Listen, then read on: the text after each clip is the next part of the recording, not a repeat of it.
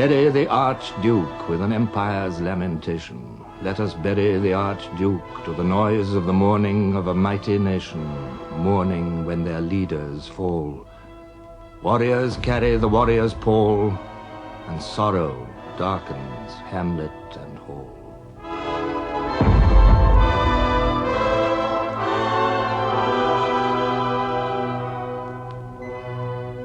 The assassin's work was done.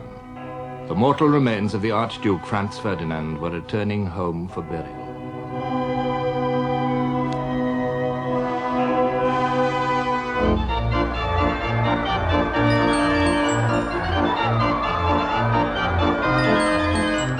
A world on holiday took only passing note of another Habsburg tragedy. In that brilliant summer of 1914, it was, for most men, only passing notice. An Englishman living in Capri glanced casually at an Italian newspaper. There in the stop press news was a telegram that the Archduke Franz Ferdinand had been shot as he visited a town called Sarajevo, of which neither of us had ever heard. After lunch, we consulted the Times Atlas and found that Sarajevo was the capital of Bosnia, which seemed almost equally remote and insignificant.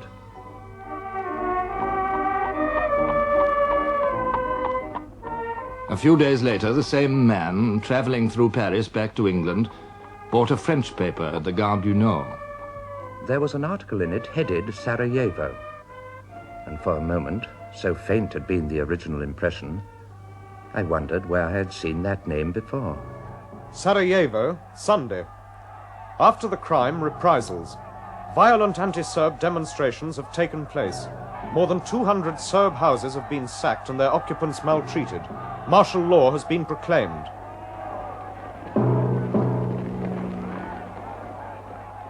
Even in the countries most affected, Austria-Hungary and neighboring Serbia, it would require a little time to understand what Sarajevo might come to mean.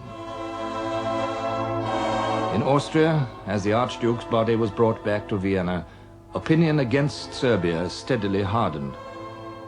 The German ambassador reported to the Kaiser. Count Berchtold, the Austro-Hungarian foreign minister, told me today that everything pointed to the fact that the threads of the conspiracy to which the Archduke fell a sacrifice ran together at Belgrade.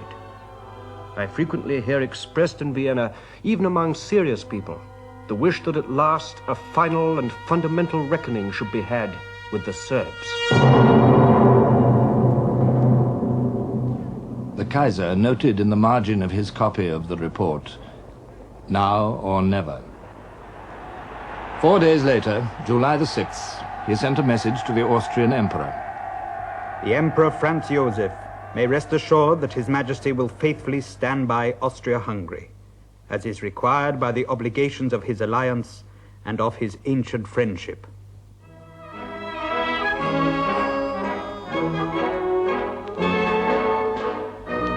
And with that, on that same day, the Kaiser set off in the imperial yacht for a summer cruise in Scandinavian waters.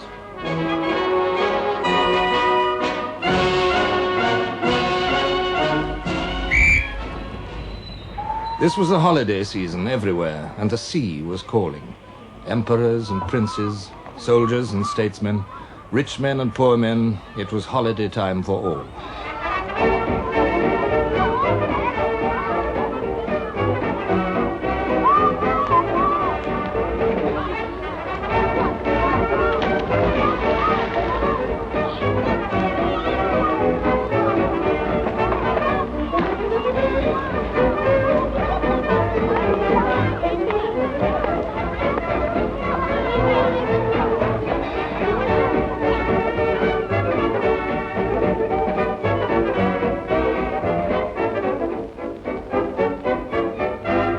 But while they relaxed with summer pastimes, the logic of power was moving towards terrible conclusions. The German ambassador was conveying to Berlin a message from the Austrian emperor and his foreign minister. Count Berchtold requested me to express to His Majesty their most sincere gratitude for the position which he has assumed, so clearly in accord with the compact of alliance and the dictates of friendship. The compact of alliance and the dictates of friendship. These were the fatal words. These were the concepts which would bring Europe's long holiday of peace to a sudden end. Under the innocent laughter, beneath the internal tensions, behind the diplomatic courtesies, a network of compacts and alliances linked the powers together in misfortune. In the center of it all was the triple alliance of Germany, Austria-Hungary, and Italy. By a secret treaty in 1879, Austria and Germany had been allied against Russia. Impressed by Germany's growing strength and overcoming her distrust of Austria, Italy joined the compact in 1882. So the center of Europe, with two young nations and one ambitious old one, became a fortress, waiting for the day to make a sortie. The implications did not go unnoticed on either side of the fortress. The Russian Empire was more than a power. It was the focus of an idea. Slovaks and Slovenes under Austrian rule, Czechs and Serbs, all looked towards Russia as the protector of Slavs everywhere. And Russia, conscious of the menace of the Central Powers, had found an ally. In 1891, the apparently impossible happened. The Imperial Russian government, the very symbol of tyranny, signed an agreement with the Third Republic of France. So the Triple Alliance was now faced with a dual alliance, and the dual alliance was linked to the Balkans, an unsettled area which could at any moment burst into flame. None of these arrangements brought security. On the contrary, tension and anxiety grew.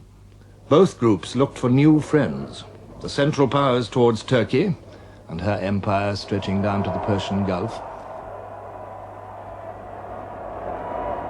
France, building her own empire, looked uneasily across the Channel at the heart of an empire in being.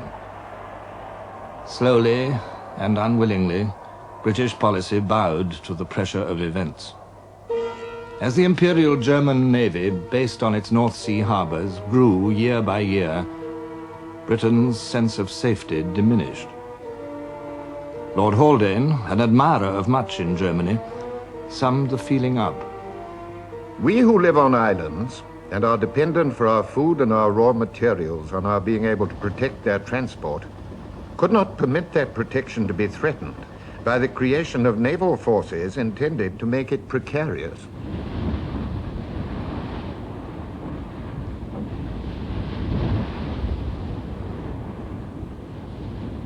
Colonial disputes with France became unimportant. The Entente Cordiale was forged. In 1906, military discussions began between the two countries. These completed a process described by Winston Churchill. All that subterranean, subconscious movement whereby the vast antagonisms of the Great War were slowly, remorselessly, inexorably assembled.